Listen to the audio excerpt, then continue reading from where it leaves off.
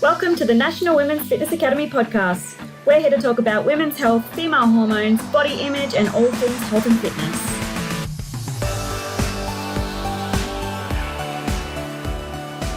Hello, girls, and welcome back to another episode of the Women's Fitness Academy's podcast. I'm your host, Siggy, one of the WFA's educators and a women's online coach. Today, I'm super freaking excited with so many happy emotions. I have Rochene with me today, who is from the Women's in Strength. She's not only a coach, she's a business mentor, she's a full-time mom, she's a gym owner, like whatever you can think of one woman to do, she literally does everything. And I wanted the opportunity today to bring her on and talk about all business stuff. Like, as you girls know, you've been listening for quite a while. We've had many coaches come into the podcast talking about the health and the fitness side of things. But I really wanted to bring Rochene in to talk about the deeper stuff about business that, you know, our future or our current coaches may be stuck on, or maybe they need a little bit more help. And so, yeah, she's our woman. So thank you. Welcome. Oh my gosh, what an introduction. My golly, I feel like you rolled out a red carpet for me. That was beautiful. Well, you are the queen of business. So. Thank you, babes. Well, it's so lovely to be here. Oh my gosh. We were just having a little bit of a chat before about, you know, the conversations that we want to bring up today, and to really make sure that this podcast is super useful for coaches that are listening.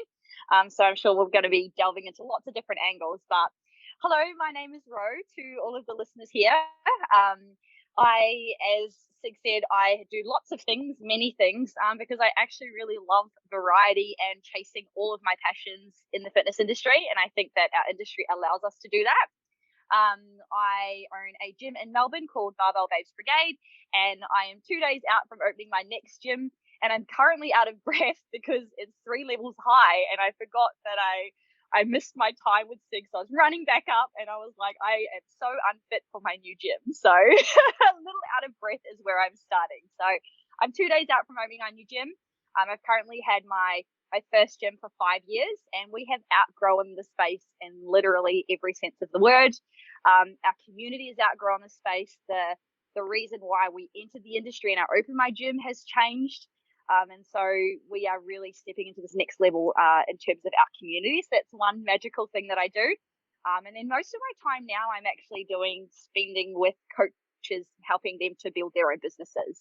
And I really, really love that work. I really love connecting with women-led businesses, because I just think there is such this just untapped, power, energy, connection, that we have the ability to connect with other women in the industry that we're working with. And it just lights me on fire doing that work. So that's kind of me professionally, I guess you can say. But alongside that, I'm a mum. I've got a little girl called Lexi. She is 4.5, but she is going on being a teenager right now. I'm a wife. I'm a powerlifter. I'm many things, but health and fitness industry. I'm coming into my 10th year in the industry, and it's just my whole world really just revolves around health and fitness, because I think it's just an amazing industry that we get to work in. Yes, I love that. Oh my God, I can sense the passion in you. So exciting. Let's start from the beginning. I know you've given us a little bit of an intro, but from being a coach and a gym owner, what led you to start mentoring other coaches? Yeah, so I got into the industry, I guess you could say, later in age. So I moved to Australia when I was 24, and then I became a coach at 25, and I've been in the industry since. And coming to Australia from New Zealand, I was just instantly flabbergasted that health and fitness is so huge in Australia. We moved onto the Gold Coast, and that was like looking around, looking at all these beautiful people on the beach, like keeping health and fitness. So I was like, wow, this is such a thing here, because it wasn't back then a really big thing in New Zealand. And I did, it was myself as my own trainer, working in a commercial gym for a couple of years in Ipswich, in Brisbane. And then as I stayed in the industry longer, I moved to Melbourne, kept doing my own thing. It obviously led me to then create my own business and my own gym. And then what I was noticing through conversation is I was finding so many other coaches reaching out to me, struggling with literally the same stuff that I was struggling with then, but had been through, obviously leading to where I was getting up to. And I just realized that there was such, not a gap, like it's not about the gap or the market. It's about like the connection piece, that there was nothing for us to chat to other people, to just be like, hey man, like, where do you go to find this out? How can we help each other? And then I remember I was very resistant to getting into mentoring. It was such this big thing that I was like, maybe I can do that when I'm older, when I'm growing up, when I'm like 40. It was this thing in my head. Like, and then for so long, I really tried to push it away. Like, I didn't want to step into that space. And that was bringing up a lot of like imposter type stuff. And like, am I ready to do that? And then it just kept like, the universe just kept sending everything to me, all of these connections from coaches. And I was like, you know what? You have got skills, you have got stories to share, you have got experiences. And that's when I fully stepped into mentoring. And I've been doing it for about 4 years now, of really stepping into the space alongside running a gym. So it was the real need and like the pull that was coming up that really drove me, because I needed it when I got into the industry. You know, it was very much a lack of just the space to have chats, to open into real life stuff around running a business, get good strategy, but good honest conversations, so that we can grow our businesses and stay in the industry. Yeah. I love that, because yeah, like you mentioned, you know, when you first started your own coaching business, it's not as if you had someone that you could lean on and do those type of work or have that connection with that someone. Maybe you did, maybe you didn't. But like, I remember when I first started, it just felt so lonely. You felt as if, oh, this is how it's going to be. It's just me and everyone else trying to run a business. And, you know, you do come across certain business quotations. Coaches that do help you, but it's, by the sounds of things, you have this different sense of empowerment for coaches. You know, as you're very big on the connection, very big on the strategy, where I find, you know, not to diss other business coaches, but it's very about their way or the highway.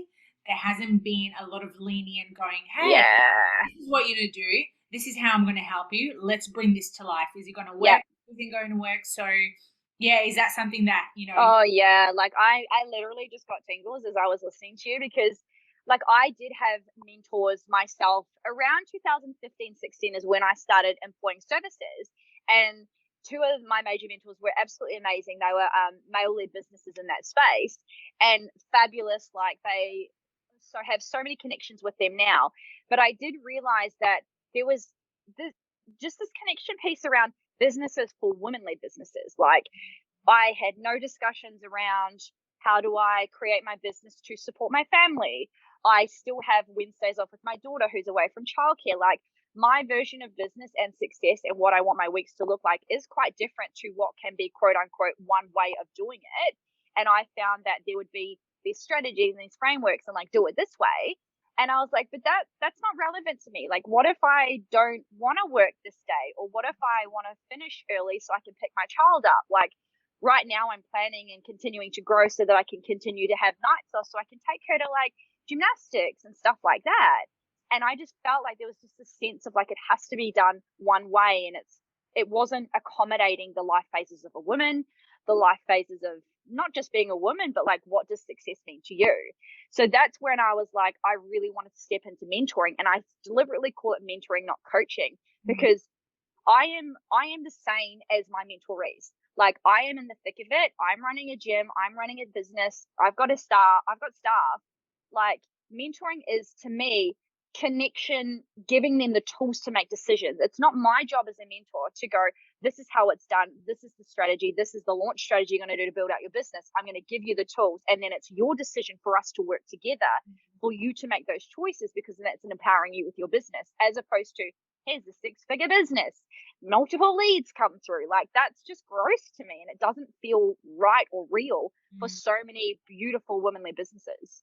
Yes. Oh my God. I can relate so much to that, because for so many years I was striving for this, you know, 6-figure or this X amount of money per month or X amount of clients. And it just puts so much freaking pressure on you, because when you don't lead up to that and when you don't achieve it, you're like, I'm a failure. Why is this? This is not working out. And it's such a masculine way of going through business. And you know what? It works for some people. Totally. But like you said, most females, because we are feminine, we're very, go with the flow type of energy, usually striving for more like the income aspect can take you away from you actually building better connections with your clients or within yourself, or having that vision of where you're wanting to take the business to. Yeah. And I do think that in the coaching / mentoring space, when growing your business, like there are not a lot of women mentors or women coaches out there. It's definitely growing now, but it's not these considerations of like, it's okay to have a purpose and drive your business from a purpose, because that's what, builds a business that you connect with, that you have fun with, that you can build your life with, that you can still have profit and revenue and all of these great business type things that we need to stay in the industry. But to me, like, if that is not taken into account when we're making these decisions, like I would feel super, super disconnected with my business. When push comes to shove, there's no way that I would want to get up if I'm not connected to my business, because for me, like it's not about the dollar amount, although like, let's not be naive here. I have to run a business. I have to create a certain revenue to not only service my team, keep my staff with wages, keep my lights on, but like, that's not it. And like, it doesn't have to be like that. And that's just so much why I love working in this space, because it's when you really lean into that side of purpose drives profit, like 110%. Yes, it's a big one with purpose, because I find, speaking from experience, and maybe our listeners can relate to this right now, that sometimes you think you know your purpose because you see other coaches doing the same thing as you are. And the beauty about health and fitness, you don't have to focus solely on just one thing. Like, look, Rose's doing it right now. She is a coach. She's a business mentor. She's a gym owner. So it doesn't necessarily mean, hey, you just have to be a strength coach, or you just have to be a nutrition coach. Like, you dabble in and focus on what exactly you're passionate about to bring purpose up to life. And I find a lot of coaches get stuck around this. Like, I got stuck around this for quite a while. I saw myself as just solely a strength coach, but eventually I started veering towards other areas of health where I was like, oh my God, like, do I go ahead with this? But like, I love strength, and you go through this monkey mind. You just don't know what to decide. Yeah. And that's a really good point, because I do feel that so many coaches struggle with that when they come into the industry, because we hear all these things about niching, specializing, really, really lay down your claim in the industry. Now, if you think about Sig and I as an example, yes, we have different, I guess, not streams, but different things that we explore. But if you think about it, if you think about the different things that I do, it all still has a common theme. It is all still this overall purpose and this overall why. It's just manifesting and appearing as different things as is natural in my life. And I can guarantee that in another 1 to 2 years, that will evolve again. And I used to be very resistant to that, because it was niching, specializing, doing this. And I was like, well, but what if I like to do this? Like, I'm a very high energetic person that likes to have this variety, and the variety is there, but it's still an overall passion and one message of what's driving my life. Just like you, like your business, you can see that evolution from you.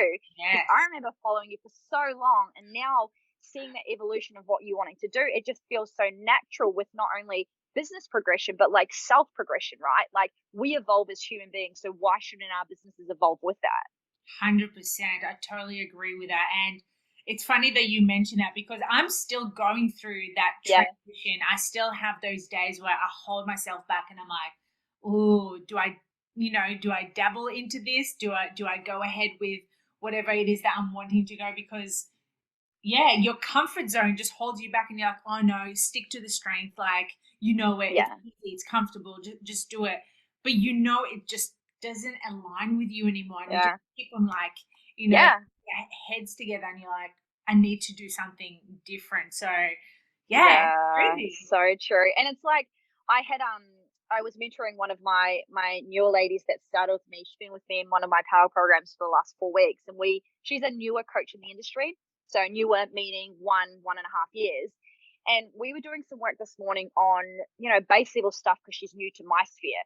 So I'm really trying to understand her business, understand her messaging, her why she's in the industry. And we got to some stuff today, and she's like, I've realized that when I came into the industry, I've just been an imitator. Like, she really, like, the context of this client is that she really loves physique style training. She loves that. She wants to train clients like that. She wants to really step into that side. But she's been finding, because she's an online coach, she's been finding that she felt like she had to box into like the empowerment and confident message, which is not wrong. Like, that's still what she does. But like, if you know what I mean, that's such a thing on the industry now, is like so many people playing on those words and playing on that kind of angle. And she's like, of course my clients feel that way, but I want to do physique. But it's like she felt that she couldn't do physique because it's all about body positivity and it's all about that kind of space, if that makes sense. And I said, but Queen, you can do that too. But if that's not what you want to do, you don't have to have an empowerment message or a strength message. You can do physique if that's truly what you want to do and make it your style. And she was just like, it's like I inadvertently gave her permission to do this style of training and like fully step into it. Because sometimes that can be seen in a woman-led business with women clients, that it's all about aesthetic and it's all about imagery and all this kind of stuff. There's nothing wrong with that. Like, we can have a business that is strength and empowerment. We can have a business that is physique and aesthetics. We can have so many different businesses. And there's like, what gels with one client is not going to gel with another client. And that's the beauty of the health and fitness industry. We get to work with so many different people, and you know, what's going to fit with one client might fit with my business. And if not, then it's going to fit with her. Yeah. And so she was just like, wow, I feel so good about that I can fully step into that. And then what was flowing was branding, color schemes, content, blah, blah, blah, all this kind of stuff. And she's just like so excited because now we're connecting with what she wants to do as opposed to being this quote unquote imitator. Yes. Oh my God, I can relate to that so much. It's like on so many levels, because I love that you mentioned also how right now in the industry there's a lot of empowerment, the body positivity. And you know what? It's a wonderful thing, and I'm all pro about that. You 100%. You can, however, work on yourself while wanting to empower others or empower yourself. Like, there's nothing about doing both parties. No. Oh my God. Can you see my hairs on my arms sticking up? Because I feel so, this topic and this conversation, I feel like it's pushed into the corner sometimes because no one wants to kind of tackle it because, I don't know, like, it's uncomfortable, whatever, but it's just, matter if you want to get strong or you want to change the way that you look or build a particular physique or get out of pain or whatever. There is clients in our industry that everyone needs help on whatever their goals are. Like, there are hundreds and thousands and whatever people in Australia and worldwide that have got different goals. So if you don't connect with what your business is and what you are providing, then it's going to go up shit creek. So like, get real honest with what you enjoy doing. I enjoy strength and powerlifting. That is what I like to do. I don't personally enjoy doing anything around physique. If I were to do that, things would start to feel weird. It wouldn't feel connected. So hello, I'm going to lean into that, just like the example of this girl. And I think she was so like, when we started opening it in the call, she's like, oh, I said to her, babe, like, correct me if I'm wrong, but is this how you feel about this? Like, tell me what. She's like, yes, I feel like I have to be the empowerment and the confidence and the stuff. And she's like, no, like, I want to get these like girls that come to me, that work hard, that push into one RIR, that just like absolutely slam it because they look freaking banging. And I was like, hell yes, let's do that. Like, that's exciting to me for her because of her like lit up nature about it. Yes. Yeah. And that's empowerment in a different way. Yeah, exactly. It's the same thing. It's just a different vehicle, I guess. The vehicle is physique that is giving them those feelings. Just like the vehicle is powerlifting that's giving them those feelings. It's all the same. We're all getting the same outcomes. Yeah, exactly. So true. And I love that you mentioned how previously to that we were talking about the niches side of things and how she was a little bit struggling around all of that because of the fact that she just didn't know what side to go to. Yeah.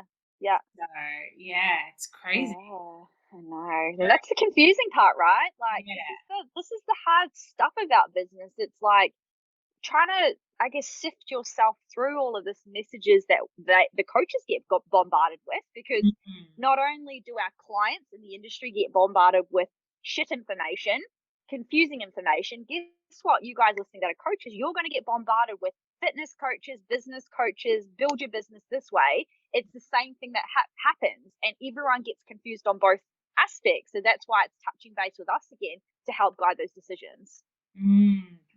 Yeah. Oh my God. Like, I have so many freaking questions. I don't even know where to start. So let's pull some of the layers off the onion right now regarding to, finding that type of business that really, lights that fire up. What are some things that you have noticed that have held some of your clients back from actually just, giving a go, or putting themselves out there? Yeah, that's a really cool question. Some of the stuff that like holds business, I'm going to use the term business owners, meaning you are coaches as well. Coaches, business owners is one. One of the biggest things that I see that stops women from like fully stepping in, whether it's being seen online, whether it's sliding into someone's DMs to be on a podcast, whether it's to connect with someone with a referral, whatever, is because they are not connected or pulling up what like success means to them, what is like meaningful for them, all of this like beautiful questions. So I'll use an example here.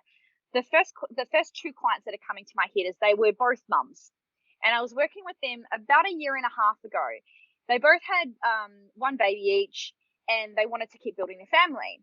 And we had to do a lot of groundwork on establishing like what is a successful day for them, what is a successful week, what is a successful amount of revenue for them, what does all of that look like for them to feel like they're connected not only with their life, but partner, family, business, all this kind of stuff.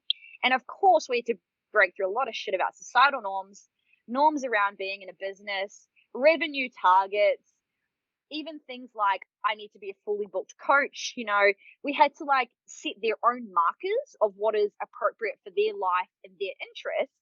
And then when we kept stepping into that and really allowed them to have permission to drive the business their way, of course, what started to naturally flow is they felt connected with going, my capacity is 20 clients, my capacity is 20, and that's it. That's me fully booked, not 35, 40 clients. They were like, so hang on, bro, you're telling me I don't have to do that? I'm like, babe, you can do whatever you want. Like, this is your business.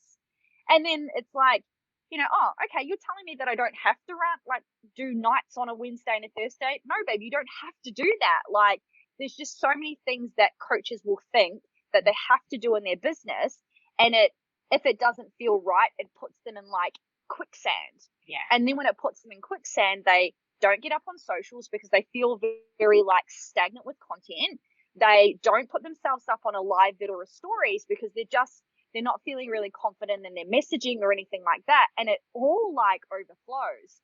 So establishing I call it foundation, and not in the sense that it's easy or rudimentary information. It's very big life questions. But the sooner that we can establish those markers for them, they're like, okay, I get this now. I've got permission to do this amount of sessions or take on these clients or say no to this client or whatever it might be. And that's like, to me, the biggest obstacle with so many women is like running shit our way, basically. Yes. Oh my God, that is so freaking powerful because so many personal trainers get into the industry. And again, like I'm referring to my own experience because I only know best what I've done. But like when I first got into industry, I had to look successful, quote by quote, by doing, 40 sessions a week. Yeah. Booking myself out, like burning myself to the ground, serving whoever, whenever. I had no freaking boundaries. I was helping to like midnight, and oh my God, just thinking about it is giving me so much anxiety right now. It sounds horrendous, right? But we've all done it. Like, yeah, and I love the fact that you are so supportive to your mentor clients, saying, "Hey, you can literally do whatever it is that you're wanting to do. Like there is no limit, and the only limit that we place on ourselves is what we see other people doing and perceive it as, oh, so they're doing this, I have to do this to look successful, or I can't work just 10 till 4 every day because personal trainers have to be available from 6 a.m. till 9 p.m. and it's just like, no, it doesn't work that way. It doesn't have to. And like we would have, like both of us would have been through that on the gym floor doing whatever, someone asking, are you fully booked? Yeah, I'm fully booked. I'm taking 40 clients. Sounds horrendous to me right now. Like I would never want to do that, nor would I actually want my staff to do that, to be completely frank with you. Like I've got a team of 5, including myself. And another big reason. So not only the new gym to have all these beautiful accessibilities for our ladies, it's also been a really big structure in terms of the way that we work for our longevity in the industry. I wanted to change some of the hours that my coaches were working in terms of giving them more time off the floor. So we're a face-to-face model, but we've really started to step into online as well. And it means now that they've got more mornings off and more nights, and like then they'll have some online clients and they can do that at different times. And it's like redefining for us, because all my team, I've got team members that are 2 years, 4 years, 5 years in my business. And it's about recognizing that we all want to stay in the industry, but how do we continue to make this an industry that stays with us? Because me at 35, I think I'm turning this year, 34, I'm not sure. But like I would feel horrendous if I was doing 40 sessions on the floor. Yeah. Like that does not seem like anything enjoyable to me. No. Nor, as my staff continue to evolve in their life and they want to go through their life phases, however that works to them, I'm supporting the platforms for them to stay in the industry, because that's growth as well. That's just evolution as a person and evolution as a woman.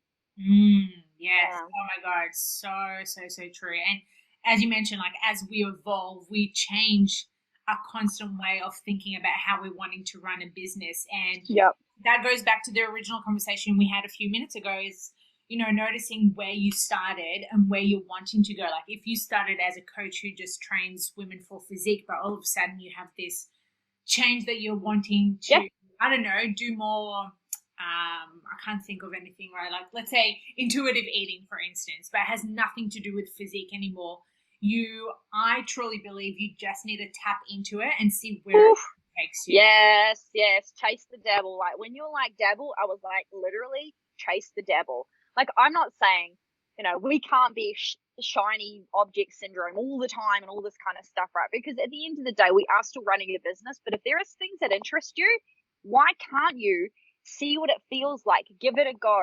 Try a program. If it's a flop and it doesn't work or you feel disconnected, cool.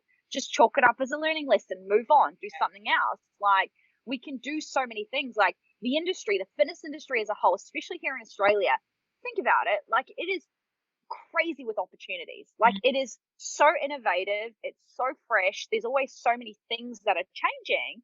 And like that's the beauty of being in this. We're not stuck in offices. We're not stuck in like this patriarchy of like having to do it a certain way. So go and dabble. Go and do what you want to do. Like that's the cool thing. Yes, I love that. So true. But it also takes a little bit of courage to double in. Oh my gosh. And I'm sure, that was going to be my next question for you. That's probably something that you've occurred a lot with them. Oh yeah. Yeah. So yeah, absolutely. One thing that can happen is a lot of the ladies that I'll work with, is often a lot of the mentorees that I'm working with are not necessarily, they might be newer to the industry in terms of time, or, I'm working with coaches that have been in the industry for 10 years. But the thing that sometimes stops them is it's not for a lack of ideas, right? The ideas are there, but it can be some of these, I guess, mindset, internal kind of obstacles that are stopping them from taking those steps. So I don't think everything has to be 0 to 100. I don't think it has to be all in. I truly believe in side hustles to get going. I do believe in like doing something for safety, whatever safety means for you. And there's actually a really good book about this, Originals by Adam Grant. He talks about like it doesn't have to be you go all in and you like put all your eggs in one basket. We can make it slow and do it with what feels right for us. But when we're fully stepping into stuff that feels legitimately like terrifying, like I don't know if I can do this, I'm always encouraging mentorees to do a pace, take action, execute with stuff that is going to build positive responses and stack up positive wins, basically. Because we all know that if we do something and it goes belly up straight away, like what are you not going to want to do? Do it again. Yeah. So you got to give yourself a fighting chance and take that little win, cool, and then just keep building and building bigger, so that you can see your skill sets grow, your positive stacks in one pile grow, and you will build courage in the actual doing, because that's how you build it, right? Like, I mean, I imagine, Sig, you've done a lot of things that you would have been like, I don't want to do this. but you did it anyway, right? Yes. Oh my God. And you know what? Like, I've done so many programs or launches that were not successful Yeah. at all. Like, there was one stage that I put a lot, I literally placed all my eggs in that one basket. And I was just like, yes, I'm going to go full in. I'm going to do it. It's going to be amazing. It didn't fucking happen. It literally Yeah. did not happen. And it's a really bad punch in the face. Like, it really hurts your ego. You're like, oh my God, like I worked on this for like 3-4 months and crickets. Yeah. Maybe that really lighted me up, but maybe it just didn't resonate. Maybe the messaging didn't resonate well with what I was trying to attract. So again, it's all a learning curve. Yeah. And like, it's so true. When you put everything in, like, I imagine having known and watched you put all your like energy into the stuff that you do, you would have like literally put your blood, sweat, tears into it. And then for no one to buy it, and they're like, this is a personal attack. Like, was this something about me? Right. Do you know what I mean? So I think that can be a really sometimes appropriate strategy for some people if they want to go all in, but for a lot of women we can be quite fearful and lack courage and lack confidence, and that's the reality for a lot of us. So why would we then have a strategy that's going all in if we already have these parts of ourselves that's the way that we are? Like, I am actually like that, even though people think that I take really, I guess, big moves. I don't. I take small things to stack up wins, and then when I feel comfortable, then I strike. So it's an interesting space. And I think that when you're, if you're a coach and you're thinking about wanting to create something and take a chance, right? I don't think that it has to be this big jump in. Like, go ahead and do a little bit, see what it's about, like test your waters, because if you just go all in and get this really, I guess, jarring response, that can be really hard to pick yourself up from. And yes, it would be a lesson for sure, but you feel burnt. You feel really like, I don't know if I want to do it anymore. It's hard. Yeah, I totally relate to that. And you know what? Like, the next couple of times that I launched, I didn't put all my eggs in that one basket. I just dabbled a little bit, see how but again, like you mentioned, if you're not going to go through that process or put yourself out there, how are you expecting yourself to evolve? How do you know if it worked or if it wouldn't work? Because so many of us are like, oh, I have these awesome pardon me, these awesome ideas that you're wanting to put out there, but you don't, because you have this limiting belief that, oh, no one will buy, no one will do it. Yeah. Like, even, the fears, the things holding us back straight up will be there. And, it's about going, well, what strategy or what pace or what intensity feels right for me. I'm a very intense person just by nature. So like, my intensity can be quite different to someone else that would be like, I want to go slower. And it's about understanding, I call it your operating system. It's about understanding your operating system as a business owner and working towards your strengths and your operating system to stack up those wins. But that doesn't mean that we don't go forward. That doesn't mean that we don't take a step. You just got to understand how big a step is right for you. Because if you take a big leap and that's not the right step for you, you're gonna run a mile backwards. So you have to, in my opinion, like, you have to step into discomfort. You have to step in and take it, but be mindful about the influences, the pace, I guess, like what you're receiving that's influencing those steps forward, because that's heavily going to, it's really going to impact the success of what comes for your business and you as a coach as well. Oh my God, so powerful. To be honest, that would be like another conversation for another time, because seriously, like, we could dive so deep into that. But before we finish off, I wanted to ask you, final question. What is it that you do to help clients who feel stuck within this type of, like, limiting belief, or you find that they're stuck in a rut? Sure. So one of the biggest concepts when I'm mentoring is I like to hit it from a two-prong approach. I always call my guys. So I like to hit it from an external strategy and an internal strategy, because I truly believe that when you're running a business or making any decision in life, there is external strategy. So this includes things like how-tos, frameworks, steps, to-dos, blah, blah, blah. It's all that really give me the next, let's do a plan, like, let's do all that kind of stuff. And honestly, we all love that stuff, right? Because it feels very good to get your external strategies out. The internal strategies is the limiting beliefs, the things that are holding us back, the boundaries, the obstacles, all that kind of stuff. Now, this is just my ethos around running a business. I don't believe that we can live in either internal or external. If we constantly only live in the internal world, what are we going to do? Mate, we got no space to do anything but question every decision that we're making in life, right? Like, we're sitting in a corner rocking back and forth without making any decisions forward. So we can't live in only the internal world. And then on the same side, I don't think we can live only in the external world of the how-tos, the frameworks, and the strategies without addressing the limiting beliefs or the fear or the obstacles. So I think it's a really nice mishmash of the internal and external, and one potentially will be more than the other depending on the problem or the obstacle or whatever is going on in our world right now as a business owner. And so something that I'll help my clients is we first will establish in their business as business owners, where are we? Externally, what's going on? Internally, what's going on? Babe, no, you've got the plans to die for. Like, everything is there externally. So what we're looking like is there might be some internal stuff that's holding us back.